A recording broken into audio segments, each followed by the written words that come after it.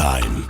As it passes, the events of the present become history, or rather the events those in power wish to become history becomes history. Dig deep enough below the official story, you will find the truth. Events hidden from the public by the powers that be for their own nefarious purposes. After 5 billion years of human history, are we finally able to absorb the reality of our civilization without going literally insane? Explore the titans of industry, entertainment, and our great culture, and learn the secrets that until now have been obscured by darkness and lies. The signposts have always been there. We're just reporting the facts. Welcome to Hidden Histories. In the spring of 1982, the Berlin Wall was beginning to crumble. VHS had fired the opening shots in a war it would eventually win over the superior Betamax format. An action-adventure about an intelligent talking car named KITT was the #1 television program in the United States. And just after his favorite backyard leisure game, lawn darts, had been outlawed due to a tragic death, a naive shoe salesman named Tim Nendo traveled to Tokyo, Japan with a crate of shoes. What Nendo found when he arrived was a technologically advanced culture where he was treated with kindness and openness by everyone he met. As he traveled the island with his wares, he was invited into each home he visited. Each family he met fed him lavish meals. They engaged in fine conversation and drank sake. They would offer him a bed for the night, and without fail, he was invited to join each family in playing the family computer, or Famicom for short. The Famicom was a popular home video game system throughout Japan in the 1980s. It was created by the Umeda Corporation and was the top-selling toy in Japan for over a decade. After 3 weeks of attempting to sell shoes, Tim sat down at a sushi bar in the heart of Tokyo and wrote a letter to his sister, Jane. Dear Jane, I am sitting down at a sushi bar in Japan. I am writing you a letter. I was in line. I didn't know what I wanted. The man in front of me ordered sashimi. So when it was my turn, I ordered sashimi. It is disgusting. I am eating it now. I am done selling shoes. Most of the people here already have shoes, and the ones who don't can't seem to afford them. Everyone here has been really nice and has a Famicom. It's no lawn darts, but it is fun. It plays games. I am going to bring it to the United States of America and call it the Tim Nendo Entertainment System. Games are entertaining. Love you. Please put some flowers on Mom's grave for me. Here is a picture I drew of the disgusting sashimi. Tim. On March 21st, 1982, Nendo left his crate of shoes in his hotel room and with his entire earnings of 100,000 yen went to a toy store, purchased a Famicom, packed it into his suitcase, and boarded Pan Am Flight 545 back to the States. Upon arrival at Chicago's O'Hare Airport, Tim was stopped by customs official Mike Stanley, who asked him to pay the duty tax on the Famicom. Incident report 7455-3182, Officer Mike Staley. When I asked Mr. Nendo to pay the duty tax of $45 on the imported game machine, he replied in a monotone robotic voice. Michael, I would advise against such lines of inquiry. I must note, I was somewhat upset that he was referring to me as Michael because I forgot to wear my name tag that day. And because my name is Michael. People just call me Mike for short. But I soon realized he was imitating that robot car from that TV show Knight Rider. Michael Staley. Nendo spent 3 hours in custody before being released, along with his prized Famicom, to his sister Jane. Jane wrote in her diary that evening, Tim said he was acting crazy because he was afraid they were going to steal his invention from him, the Tim Nendo Entertainment System. The next day, for 3.5 grueling hours, Nendo attempted to build his own version of the system and failed miserably. He went to bed exhausted, discouraged, and nearly broken. The next morning, Nendo looked in the phone book for electronics and found a small ad for a local night school offering courses in basic electronics. Tim knew that if he was able to raise the money for tuition, he would be able to achieve his dream. Timothy Nathan Nendo was born in Newman, Nebraska on November 19, 1959. The first child of Nancy Nance Nendo and Ned Norman Nendo. Nance and Ned were both laborers who worked in a nearby coal mine. Tim often found himself alone while his parents worked 18-hour shifts to support Tim and his younger sister Jane. Tim struggled socially and in his studies while he attended Newman High School. Tim doesn't talk or move much. He's not much of a reader. Often seems distracted by an imagined butterfly. It would be a drastic understatement to call Tim special. Joe Blanchard, 9th grade English. Timothy is interested in art. However, he consistently copies his artwork from other students. His work looks like it was done by a very young child. It is a true shame. David Chancellor, 11th grade art. I don't know what's wrong with your boy, but there is something very wrong with your boy. Marcus Jefferson, 10th grade arithmetic. In the 10th grade, Nendo applied to become a reporter for the high school newspaper, the Newman High Times, but did not get the job, even though the paper was severely understaffed. Undaunted, Tim began producing his own paper. He called it the Nendo High Times. Other than the name on the masthead, Nendo's paper was a word-for-word, hand-drawn replica of each week's issue of the actual school paper. After graduating by the skin of his teeth, Nendo immediately began working for a local Keds shoe outlet and within several years became the leading salesman. At the time of his promotion to international sales, he had received only one negative citation from the company. That citation was for selling homemade imitation shoes. Even before his night class Electronics 100, Nendo was acutely aware that the simple mathematical concepts required to understand rudimentary electronics were far beyond his comprehension. On the car ride home after the first class, Tim told his sister Jane, "My dream will come true. I have met the man who will make my machine work." Liam Smith was born on November 18th, 1959, making him 1 day older than Tim Nendo, in an impoverished village in the UK. His parents, whose names are unknown, gave him up for adoption at age 3 for unknown reasons. Two 50-year-old beatniks, Ralph Smith and Samantha Smith, adopted Liam and brought him to San Francisco. Liam was homeschooled in his youth, and according to Samantha's homemade report cards, was an average student who seldom showed excitement about any particular subject and demonstrated little ambition to improve through his education. His social life was normal, with a few good friends. Liam's first job at age 17 was at his Uncle Wilbur Smith's television store in downtown Berkeley, where he dusted televisions. Quarterly Employee Review, Liam Smith. Liam drew over 100 pictures of televisions this quarter, but the actual televisions on display here in the shop have remained dusty. Wilbur Smith. With the encouragement and financial support of his uncle, Liam enrolled in the same night school electronics program Tim happened to be attending, and by the end of the first semester, Liam had climbed to 12th in the class. Despite Liam's personality issues and Tim's lack of intelligence, the two hit it off and began working on the weekends in Nendo's father's garage, attempting to recreate Nendo's Famicom.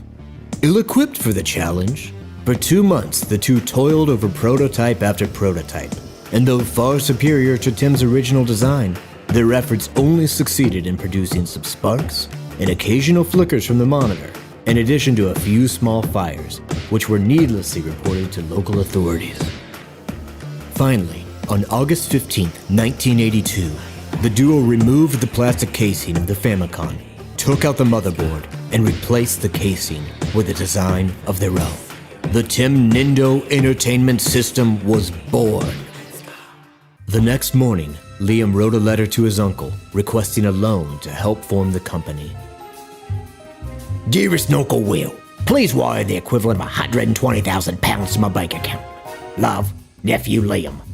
Little did Liam know, as he wrote this request, that his Uncle Willard had just picked up enough stock in the Western States retailer Sprouse Rights to become a majority holder. With over 470 stores from California to Washington State, the company he now controlled had a lock on the toy market. Will also recently began a pen pal relationship with his college roommate, H.R. Pennybacker, who was the head of marketing at R.J. Reynolds Tobacco. Dear Nephew Liam, the loan you have requested for your project has been wired to your bank account, and there is more where that came from. However, Both me and my investors are concerned about copyright issues. We would like to propose hiring our own programmers to make the games for the game machine. We also have some ideas for advertising and distribution. The TVs are as dusty as ever. Best wishes, Uncle Willard Smith. With money in the bank and a distribution system set up by Sprouse Rights, Liam put in an order to a Chinese manufacturing company for 2,000 units and took out several advertisements requesting demonstration games from programmers hoping to join the team. Russian programmer Alexei Paginov proposed a puzzle game of falling interlocking blocks called Nendoris, but it was shot down for the game being, quote, too simple, like a child's building block game. Go build a castle, you little baby. Rejected. Paginov would eventually change the name to Tetris, and it became one of the best-selling games of all time. The team of programmers they finally settled on is unknown to this day.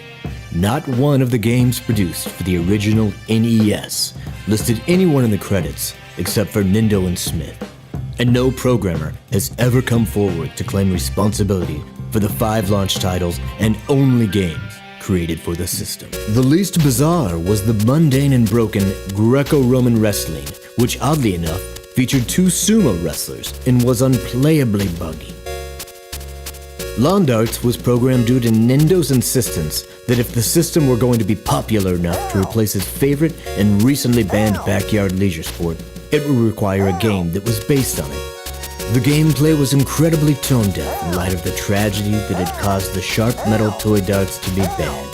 The Anheuser-Busch-sponsored Drunk Hunt was equally tasteless and featured a unique game mechanic where with each shot the player would drink a beer, rendering the screen more fuzzy and blurry until it was literally impossible to play any further.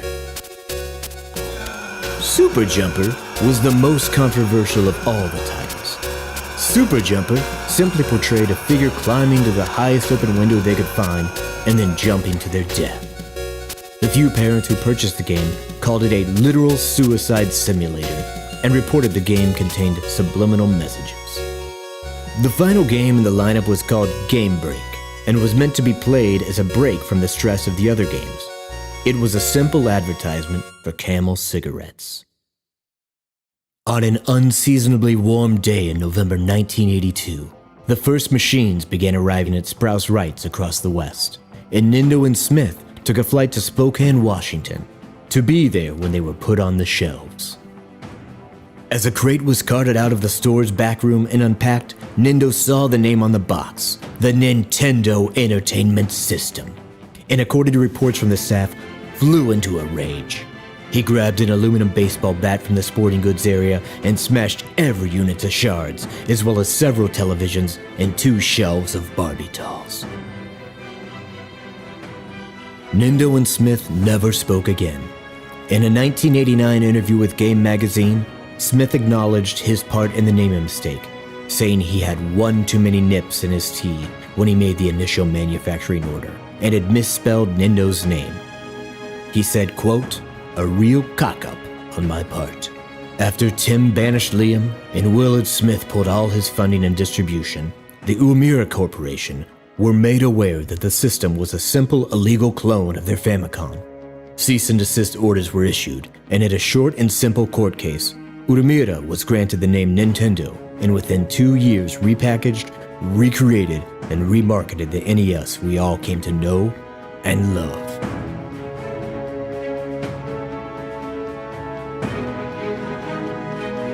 Nindo's name and likeness are occasionally referenced in humorous cartoon programs, usually in a negative manner. John Hughes directed a made-for-TV movie about his life, and in 1987, the underground folk act, The Flapjacks, released the minor hit single, The Ballad of Tim Nindo.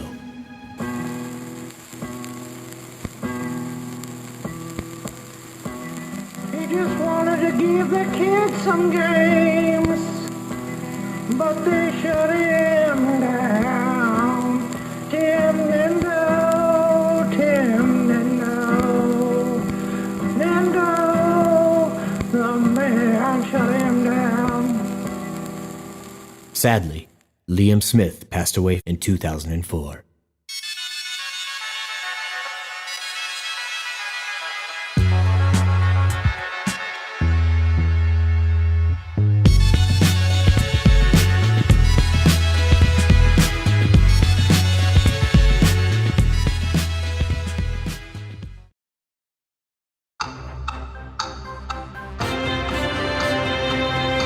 Welcome to Hidden Histories.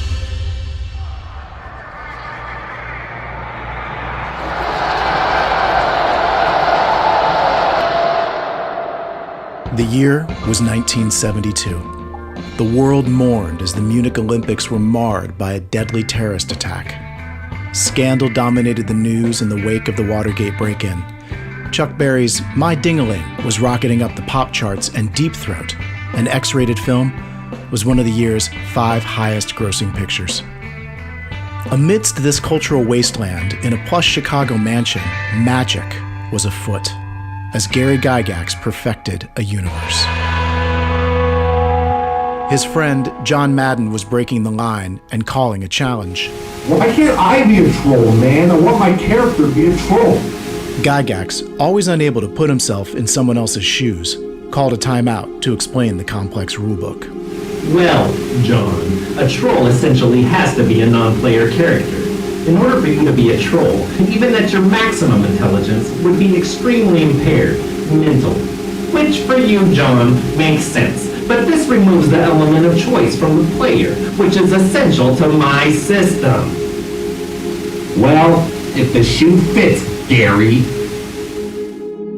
This was the true beginning of the National Football League. In 1967, in Chicago, Illinois, Gary Gygax, an amateur occultist, obsessive note-taker, and wargaming enthusiast, stood in line at a convenience store with a plan to purchase a grape slushie. In front of him, a young John Madden was trying to purchase a 6-pack of Budweiser beer. He was $1 short. A sympathetic but also impatient Gygax pulled $1 out of his pocket and handed it off to Madden. The response from Madden changed the history of both role-playing games and American sports forever. Thank you, dear Squire. Gygax was instantly enamored with the young Madden's chivalry. He threw his slushie away, purchased his first alcoholic beverage ever, and after noting Madden's debt in his ledger, invited him to the basement apartment in his stepmother's house to get blitzed and talk Tolkien. Gygax described a fantasy role-playing game based on the work of their mutual favorite author J.R.R. Tolkien, the author of Tree and Leaf and the lesser-known and underappreciated Lord of the Rings trilogy. It involved a system in which each person who played the game assumed a role and also rolled a dice to decide the outcomes of their actions. In other words, a role-playing game. As Madden downed beer after beer and Gygax gingerly sipped on his 1 12-ounce Rainier, a plan was formed. They would create a game for the imagination, the world of Dungeons & Dragons. Gary Gygax was born at home in Gumlog, Georgia in 1948 to Gregory Gabe Gygax and Gertrude Gertie Garris. It was an incredibly difficult birth due to Gary's abnormally large and noticeably abnormal right foot. Gertie, unfortunately, did not survive. Regardless of starting life out on the wrong foot, Gygax excelled in his studies as a young man and pridefully maintained his virginity throughout his youth, getting his foot in the door at several computer camps and really finding his footing in the scouting program. Gygax also put his best foot forward in his scholastic career, getting a step up on his peers. Within a month, the two were busily developing Gygax's system, shuttered in his basement apartment. On October 5th, 1968, Gygax wrote in one of his many work journals, Still fine-tuning line of sight mechanics. Need to fix saving throws, no rerolls. Beholder is somewhat overpowered. Also, after stepmother brought down chocolate chip cookies, John said, "You should be glad your mom kicked the bucket. Your stepmom's got a real nice tight end." And then, unprompted, "She's a real wide receiver. Why won't he pay me my $1?" John Madden was born in 1947 in the small town of Canton, Ohio, making him 1 year older than Gary Gygax.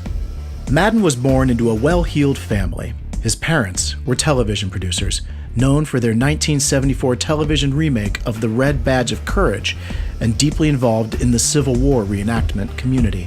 After dipping their toes in the water, they went in feet first in 1980 as they produced a television show based on John's childhood called Silver Spoons. Then, Reaching the pinnacle of their producing career, they were associate producers for the 1989 Academy Award-winning documentary, My Right Foot. On his 9th birthday, John received a first edition of The Lord of the Rings. Each night, a different servant would read a chapter aloud at John's bedtime, and the next day, John would illustrate the stories on the very pages of the priceless book itself. He became an avid fan. At age 18, his parents footed the bill for a 28-room bungalow in Chicago, formerly known as the Castle of H.H. Holmes, and began kicking down a monthly allowance of $3,000 a week so that Madden could pursue his dream, writing the great American novel, Troll Wars. With the D&D system built, Gygax and Madden decided it was time to get their feet wet and begin playtesting. Madden suggested they playtest his campaign at his home due to Gygax's apartment lacking both space and chairs. In anticipation of the long campaign, Gygax purchased 24 90-minute cassette tapes to record the game for his notes, and he pressed record on his cassette recorder as he and his two friends, Peter Eastman and Kevin Laird, arrived at Madden's estate. Reptiles are way too general. We need something more specific. Whoa, side rep, holy cow.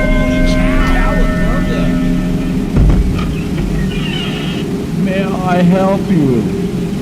Is John home? Master is in the dungeon. Walk this way. I will show you to the parlor. The three waited for 7 hours until finally Madden made his entrance. Madden, wearing a wizard's hat, rode into the parlor on a small miniature train. Dungeons and Dragons World! He produced a marijuana cigarette that had been rolled from the pages of The Lord of the Rings, first edition. Hey, alright! Who's ready to do some token with token? In his 1992 memoir, Chasing the Dragon, Gygax wrote, I could not believe what I was seeing. What decadence Madden lived in. This so-called friend, who wouldn't even repay a single dollar, not even a quarter or a nickel back. I could not understand.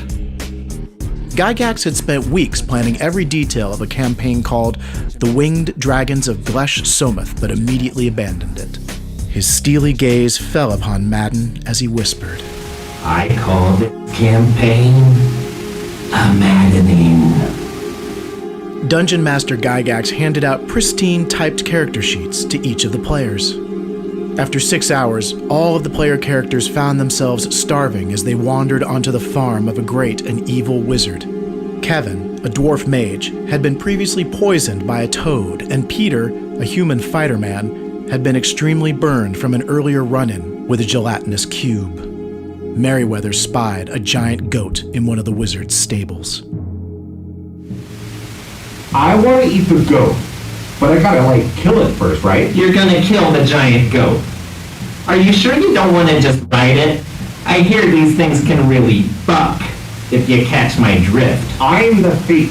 I will find a way. And I want some baby back goat ribs. Jesus. Okay, John. I'll need you to roll a 1d20. Only a roll of a 1 will save you.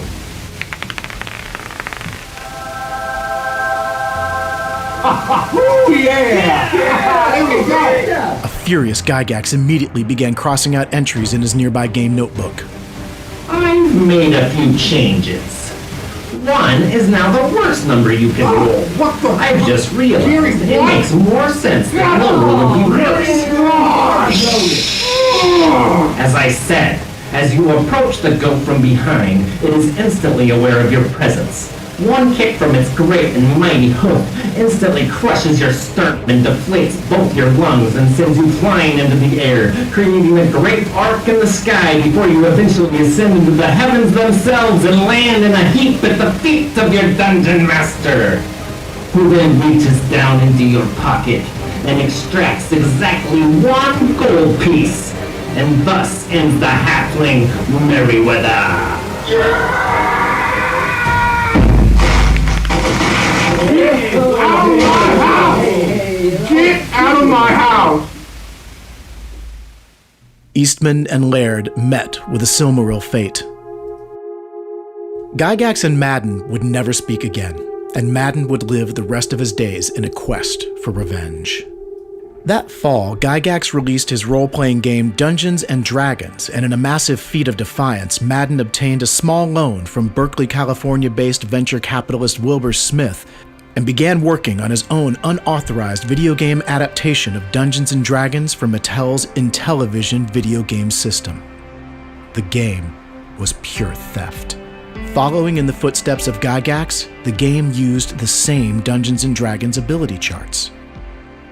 Strength, dexterity, constitution, intelligence, wisdom, and charisma, as well as all of the monster names from D&D such as orcs, kobolds, beholders, gelatinous cubes, and, of course, trolls. Upon release, Madden's video game Dungeons & Dragons received a fantastic reception, shattering records and establishing a foothold for the Intellivision as the world's premier home video game system.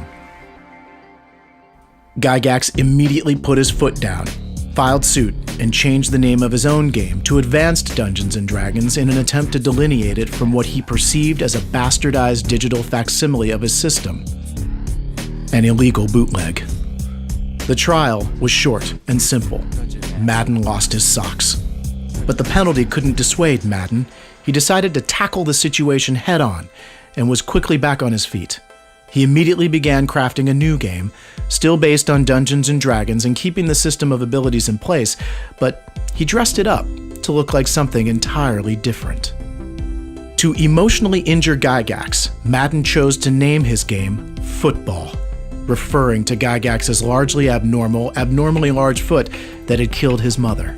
Madden also chose to expose the other scars in their relationship, including the old debt, renaming several of the monsters after the amounts he refused to pay. Can I get my full dollar back? Half back? Can I get a quarter back? A nickel back? Your stepmom's got a real nice tight end. She's a real wide receiver. What Madden envisioned as the most important character, the whole dollar back, was later changed to the center. In the fall of 1974, the first iteration of Madden Football was ready to touch down at retail. But after the very public and widely publicized court case surrounding his Dungeons & Dragons video game, John knew he needed a fresh angle to kick off the series.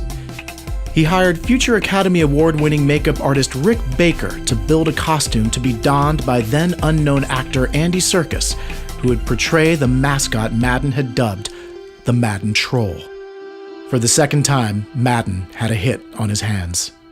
In one of his many personal journals, Gygax wrote, I may have won the court case, but John continues to troll me. I believe it is time for me to place a proper curse. The rest of the entry is indecipherable and appears to be largely a strange amalgamation of occult and religious symbols strung together in no logical manner.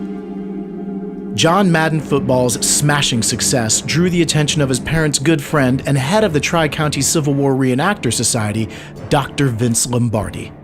After a short negotiation, Madden and Lombardi reached an agreement. Lombardi would license the game and bring it to the real world with the help of his reenactors. He would call his company the National Football League. The first season was a bloody affair. It was, like the video game, without a ball of any sort or any kicking, and it mostly consisted of players striking each other with heavy steel weapons on a pristinely pedicured green field. The public outcry was loud, 33 deaths in 1 year, and to avoid government intervention, Lombardi reluctantly changed the rules the following season. He introduced a ball, removed steel armaments, and only allowed players to use their heads as a weapon. He also introduced a play in which the ball was kicked by a player, stating, Look, I'll tell you what, we had to put that kicking play in there. We had to have some sort of, a ball-to-foot contact, because then it was confusing for people. That and the fact that it's already the name of the most popular sport on the planet. For the past 40 years, the NFL, Madden Football, Dungeons & Dragons, and their legacy have all been hugely influential on our culture. Andy Serkis went on to appear in over 100 commercials as the Madden Troll. In 1987, during a shoot for Tenactin in icy Alaska, Circus left his costume lying on the floor of his dressing room when he went out for a cigarette. It was found by an intern who believed the costume to be an actual person, and an on-set doctor was summoned. He was severely injured trying to revive the lifeless bodysuit, and so ended Circus's tenure as the Madden Troll. The Madden Troll is widely believed to be the spiritual inspiration for the animated character Shrek, and in a case of art reflecting life, Andy Serkis would go on to portray a troll in Peter Jackson's cult classic film adaptation of Tolkien's obscure Lord of the Rings.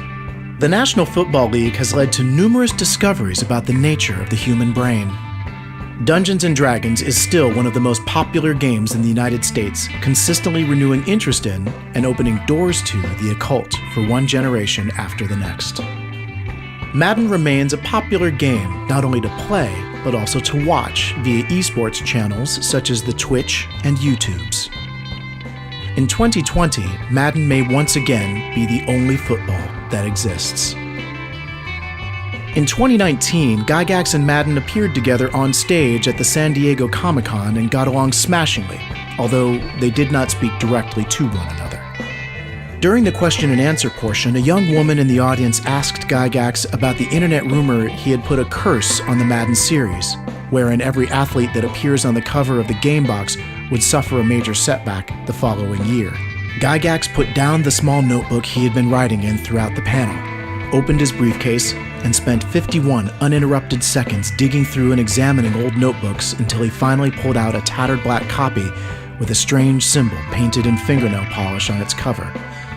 He opened it, appeared to cross something out on its page, and then addressed the young woman. It is lifted. That year's cover athlete Patrick Mahomes went on to lead his team to a Super Bowl victory and won the NFL's Most Valuable Player Award, as well as the NFL's Most Normal Foot Award, marking the first time a man with an abnormal foot had been awarded the prize.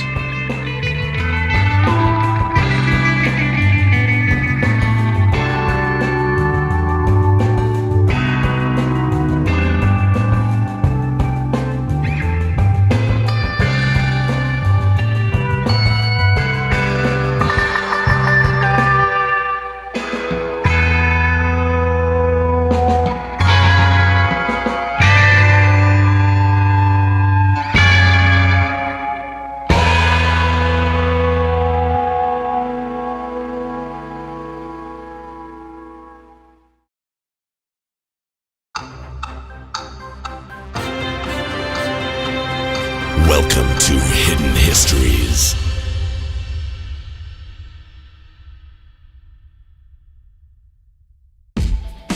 The year was 1978. Jim Jones led 900 followers of his cult, the People's Temple, to commit suicide in Guyana. The first ever arcade video game, Space Invaders, took over pool halls, bowling alleys, pizza parlors, and convenience stores, laundromats, movie theater lobbies, family Mexican restaurants, and arcades. Jim Davis's groundbreaking cartoon Garfield, about a morbidly obese, lasagna-loving tabby, debuted in newspapers across the nation. And John Travolta was burning up the silver screen with both Grease and Saturday Night Fever dominating the box office. The world's most successful independent filmmaker, who had reshaped the landscape of American cinema the year prior, was about to pass on the empire he had built. He was selling it to the Walt Disney Company for a single Disney dollar. He also had with him a metal box containing his father's frozen head. He planned to return the head to the Disney representative and then go out to his car and end his life.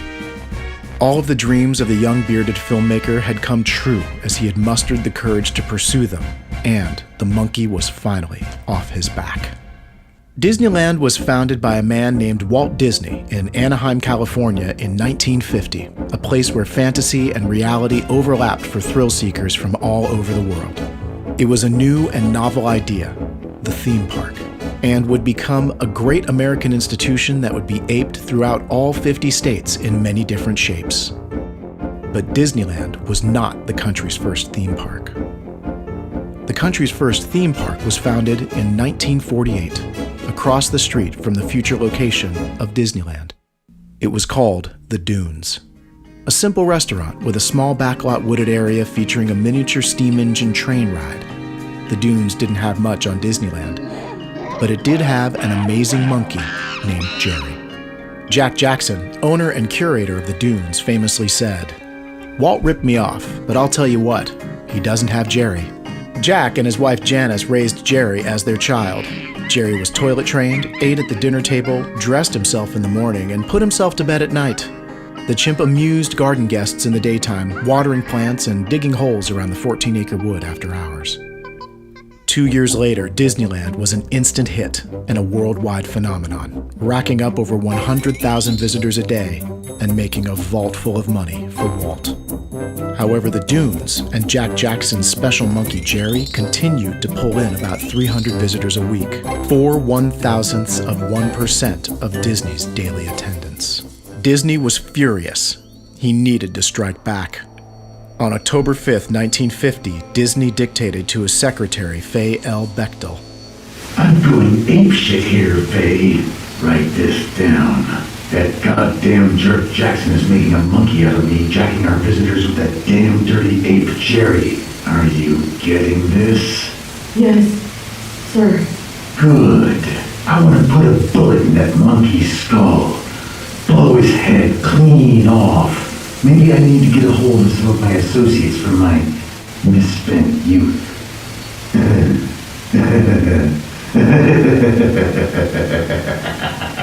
Walt Disney was born December 1st, 1900 as Walter Dursney in Dover, Delaware to Donald and Daisy Dursney, both small-time criminals and grifters. Like most children of his day, his life was far from a barrel of monkeys.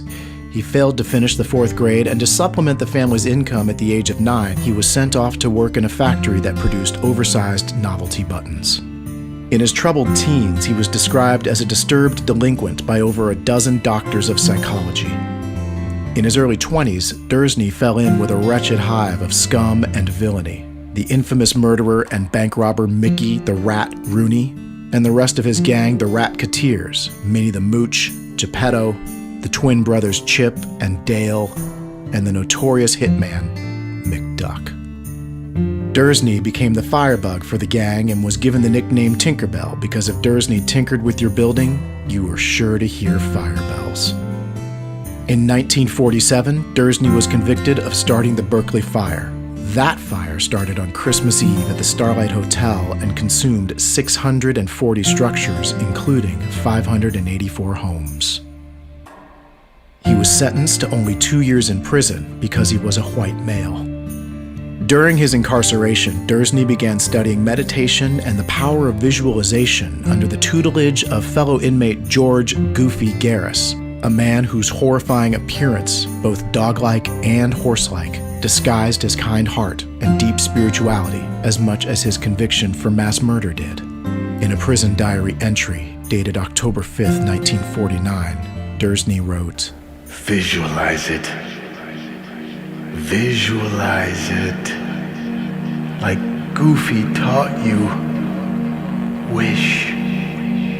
Wish upon a star, a mouse, a dog, a duck, a mountain made of space, another made of thunder, splash, a teacup where you are the tea, a flight to Neverland, a voyage under the sea, a magical kingdom, the happiest place on earth, the happiest place on earth."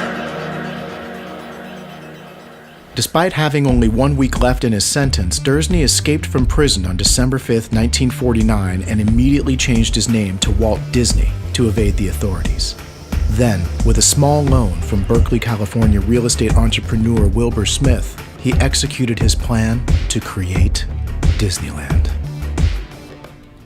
On the evening of October 23rd, 1950, Walt's old associate, McDuck, reported to Disney's private suite, located in Disneyland's ultra-secret Club 33. The two made their way over to the dunes. As they approached the front entrance to the park, Disney suddenly demanded that he be the one to pull the trigger. McDuck handed over his revolver, and they proceeded. They found Jerry in the back of the property, digging a hole. Jerry the monkey had no idea he was digging his own grave. The following morning, the headline of the LA Times read, "Dunes burns down, Jerry the monkey missing, and owner Jack too." The very next day, in a publicity stunt that would send his destiny across the stars, the LA Times ran a front cover photo of Disney with Jerry the monkey. The headline read, "Disney saves Jerry." However, it wasn't the real Jerry in the photo. In an attempt to hide his heinous murder and get a few more visitors to Disneyland, Disney had purchased an elderly, lethargic, and untrained monkey named Yoda from his friend H.R. Pennybacker, who owned a private hunting ranch in Texas. The story took on a life of its own and quickly became international news. The world wanted to see Jerry the monkey digging holes and brushing his teeth at Disneyland. With press from around the globe on their way to the Magic Kingdom to cover Walt's heroic deed, Disney knew the incapacitated old monkey wouldn't fool anyone in person. With a monkey wrench thrown into his plans, he would need to hatch another scheme. George Lucas was born in Berkeley, California in 1941 to Leah and Lando Lucas, owners of a small engine repair shop, Grease Monkeys. They lived in a small motel called the Starlight. His early childhood was happy, but in what could only be described as a nightmare before Christmas, on December 24, 1947, his parents were tragically killed in a fire. Without any close relatives to care for him, Lucas became an orphan. The only surviving document from his youth was a report card noting George as curious and inquisitive, with a tendency to monkey around. Only 3 years later, Walt Disney was in the market for an orphan. He needed a young child, and quick, to don a monkey suit and perform as Jerry the monkey. God damn it, Faye. Are you getting this? What do I look like? A monkey's uncle? I need a 9-year-old child. I don't care if it can read. It just has to be toilet trained, eat at the dinner table, water plants, dig holes, dress itself in the morning, and put itself to bed at night. And it has to be skinny enough to fit into a monkey suit. No fatties. Oh. And I need a monkey suit. George Lucas was purchased for $3,000 from the 6th Street Morningside Orphanage and immediately placed in a monkey suit that he would wear for the remainder of his youth. The press ate it up. They bought the cheeky ruse hook, line, and sinker. The patrons of the park were enamored. George, or rather, Jerry, roamed freely around the park, watering plants, digging holes, and occasionally tossing a small child 10 or more feet into the air, over and over as they giggled with glee. On one occasion, a small boy named Marty became so enamored with Jerry he followed him around the whole day, foregoing all of the rides and usual monkey business the park was so known for. Extraordinarily, the two became pen pals. George's home life, however, was no fantasy land. Lucas's room at Disney's massive estate was a cage that he was forced to share with Yoda, the aging orangutan. Instead of doing the humane thing and putting Yoda down, Disney had kept him on when he discovered that he had a talent for monkeying with electronics and used the elderly ape to repair robots and empty trash receptacles around the park. Yoda became George's only friend, aside from his pen pal Marty. It was monkey see, monkey do as he learned how to live as an ape. A truly symbiotic relationship. Lucas would carry the old weak ape on his back when he needed to go repair a robot in the park, and Yoda would pick fleas out of George's monkey suit to eat. George's childhood was a wild ride. His relationship with his father was a Matterhorn of complexity. Disney was sometimes extremely loving, but at other times could be cold enough to freeze the balls off a brass monkey. The two were inseparable, but George was never allowed to speak or take off his monkey suit. I keep forgetting that you're not my real dad. I keep forgetting that I am not a real monkey. I keep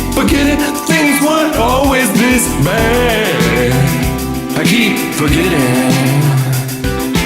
Every tiny tear just dries up inside my mess. Do I need a beer? You know you don't have to rest.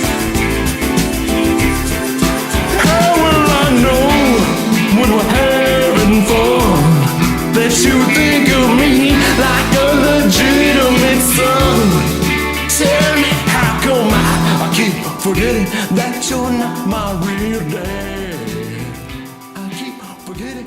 On his worst days, Walt would make George reenact the murder of Jerry the monkey. On the 14th of September, 1964, Lucas's longtime companion, roommate, and mentor, Yoda, peacefully passed away in his sleep. George lived in the cage with his corpse for 3 days before it was discovered. On the 18th of September, just after midnight, Disney took Lucas from his cage and brought him to the middle of Main Street, USA, where he had built a fire that Yoda's body rested on. In his 1977 memoir, Going Bananas, My Life in the Hollywood Jungle, Lucas wrote, "As we stood silently in the chilly night in front of the pyre, Daddy stared blankly into the darkness and said, When you're curious, you find lots of interesting things to do. Children are people, and they should have to reach to learn about things, to understand things.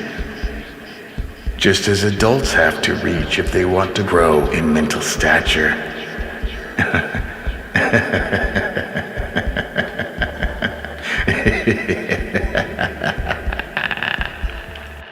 I had a bad feeling about this. My dark father handed me an aged book of matches.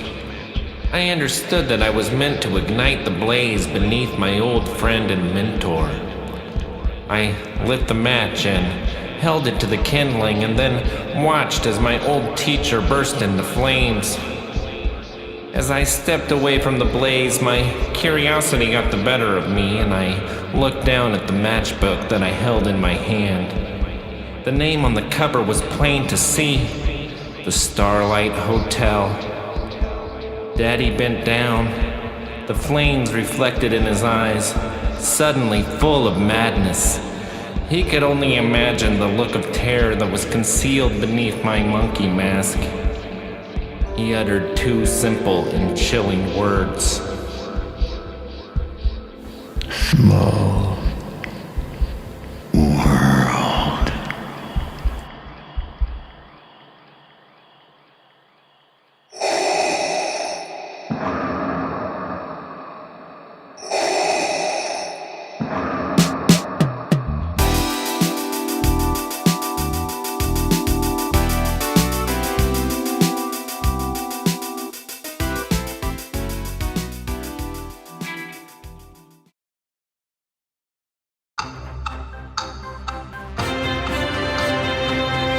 Welcome to Hidden Histories.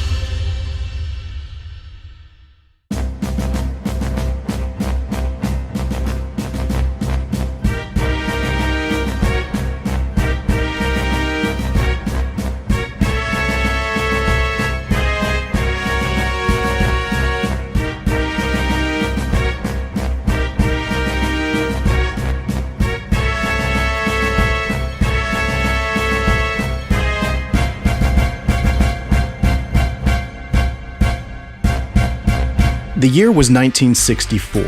The conflict in the Vietnam jungle was heating up. The Beatles held the top 5 spots on the American pop charts. The animated cartoon Magilla Gorilla debuted to instant success, and Disneyland was the king of the theme park.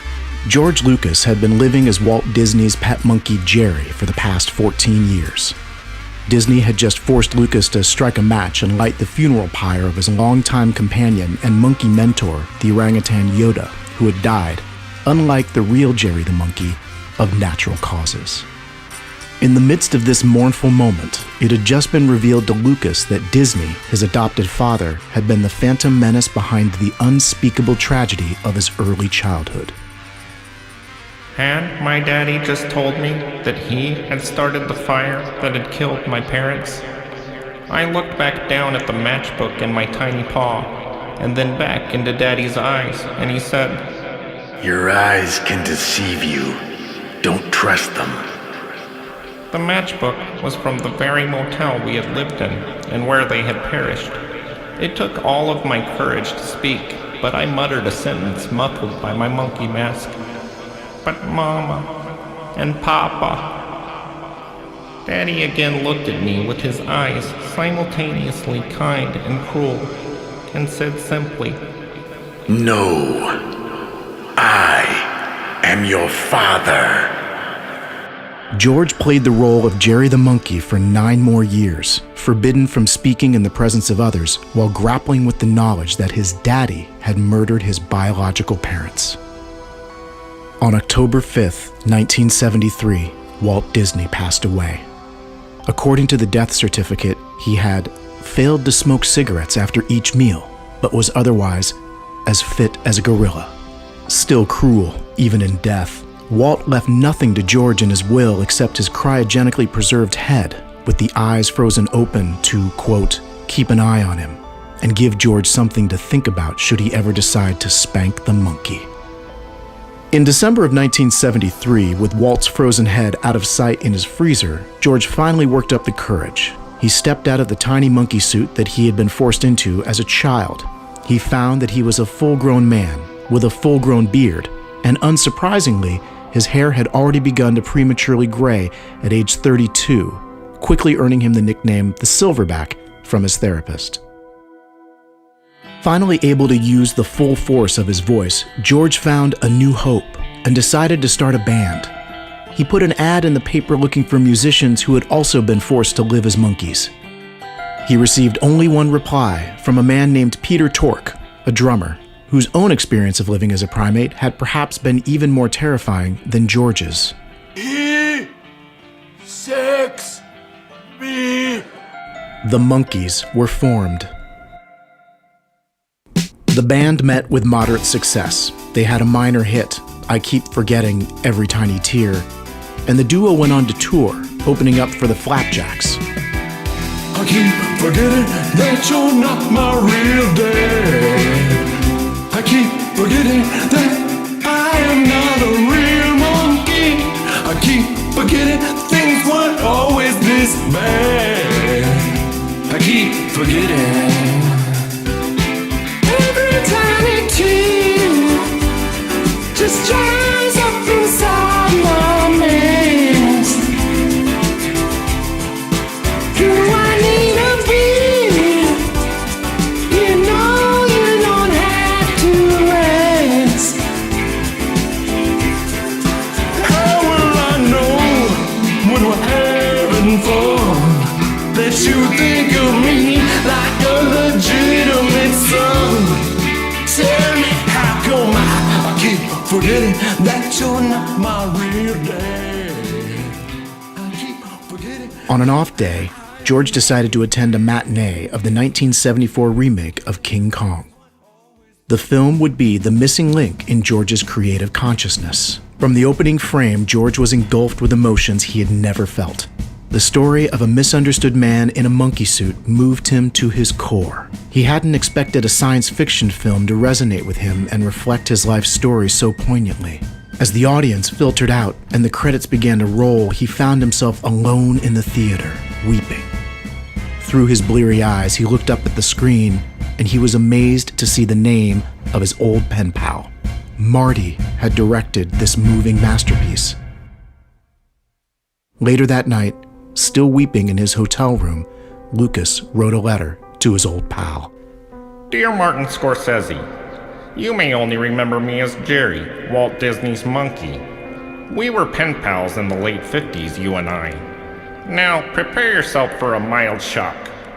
I am not, in fact, a monkey. I am a full-grown man. Walt Disney, who most consider a national treasure, was my father, and he was a murderer and a horrible monster who forced me to live in a monkey suit. Anyway, I am writing to tell you I was incredibly moved by your cinematic masterpiece, King Kong. My dream is to turn my life story into a movie like yours. Your friend, then and now, George Jerry Lucas. The next morning, Lucas issued a press release that the monkeys were no more. He told Peter Tork, I am going to make the most important film of all time, about my life.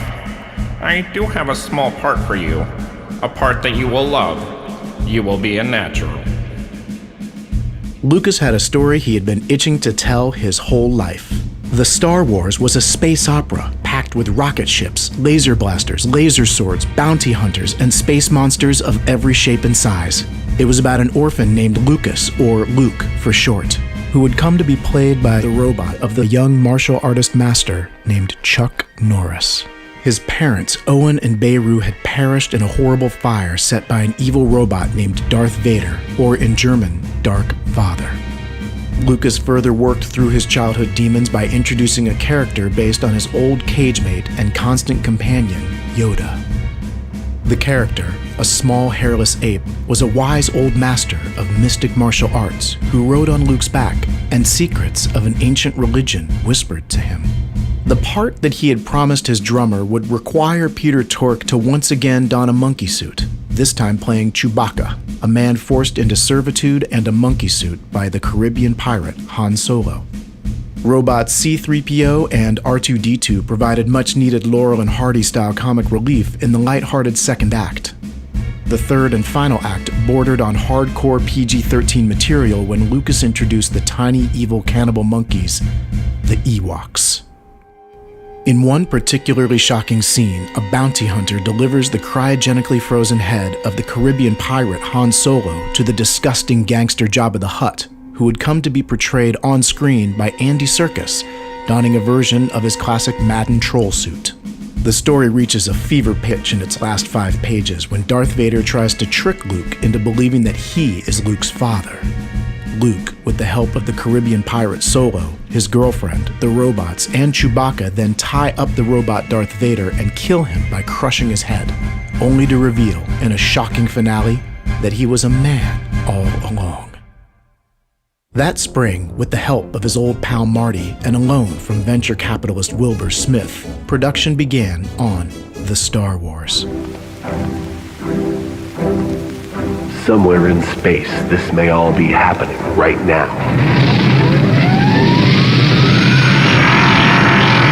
Executive producer Willard Smith and George Lucas, the man who grew up as Walt Disney's pet monkey, bring you an adventure unlike anything on your planet. The Star Wars.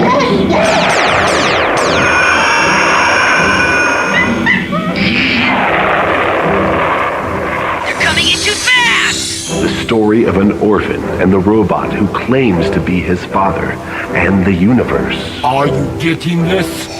Write this down. It's an awesome archetypal adventure of action and more. It's a spectacle 12 parsecs ahead of its time. I'm C-3PO, and this is R2-D2. Hello. Oh, my friend!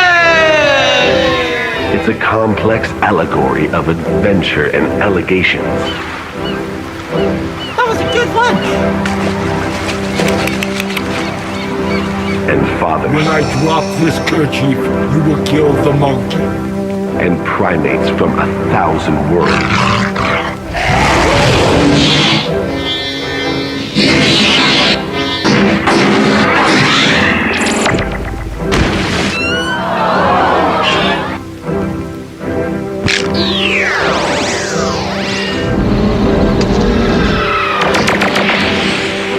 Star Wars.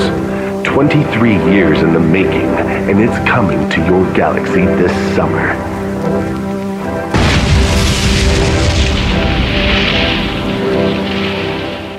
Shooting began on October 5th, 1975, on a soundstage in Hollywood, California. It was a simple and effortless production, as Lucas's clear direction and articulate and natural dialogue made the actor's job a breezy jungle cruise. One aspect of the film Lucas did struggle with was Scorsese's insistence that the picture's protagonist, Luke, have a love interest. What ended up on screen provided several psychologists substance for a series of published, peer-reviewed papers on the subject of psychosexual soundness in those raised as simians. The character of girlfriend Leia was named after Lucas's own mother and was both the protagonist's lover and sister. Additionally, the actress Lucas cast as Leia bore a shocking resemblance to the only woman who had ever said more than 2 words to him that weren't about a man, Walt Disney's secretary, Faye L. Bechtel. In addition to casting traditional humans, Lucas did hire one monkey actor named King Louie for the film to play the famously unmotivated dog-like garbage can R5-D4. Although the monkey was placed inside the robot's hollow body, what's unclear is exactly what King Louie did, as the robot was operated entirely by remote control. One factoid from the production has proven controversial in recent years. Lucas adopted 300 orphans from the former British Empire to play the roles of the cruel and nasty Ewok monkeys, and then, upon wrapping the shoot, immediately placed them back up for adoption. 10 years later, in 1987, Warlock Davidson, who played one of the Ewoks, a devious hat thief named Wicket, said in an interview with People magazine, "One day, I was complaining about how odd it was in my Ewok costume and how we didn't get any bathroom breaks when Daddy, for 3 weeks he was my daddy, you know, me and about 299 other blokes. Daddy says, 'You think that's bad? I wore a monkey suit for 23 years. Didn't know a bugger could last that long in a sweaty get-up like that.'" The Star Wars premiered on May 4th, 1977. The special effects-laden tentpole would change the face of cinema forever, creating the popular leading man trope, the Curious George, that has appeared in hundreds of films since, as other brave monkey-raised filmmakers have come forward to tell their stories. In addition to the popular sexual position, the bi-Curious George, that has also appeared in hundreds of films since.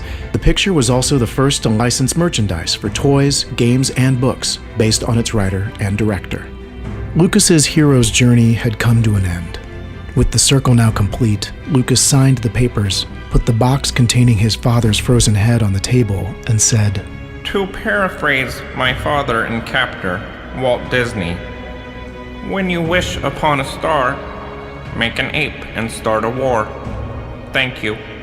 He bowed to the Disney representative and the attending reporters and exited the press conference to duel with his fate in the front seat of his car. He had told his story and the world had rewarded him. Nay, they had understood him. And that was all he had ever wanted. Once comfortably seated in the driver's seat of his '55 Chevy Deuce coupe, George picked up the prop blaster lying on the seat next to him, put it to his temple, and pulled the trigger. In his 1992 semi-autobiographical science fiction novel, A Mannequin's Betrayal, the main character George tells his robot friend Doya, Hey, I hired the best special effects artist on the planet for that movie. I had no idea those things didn't really shoot lasers, okay?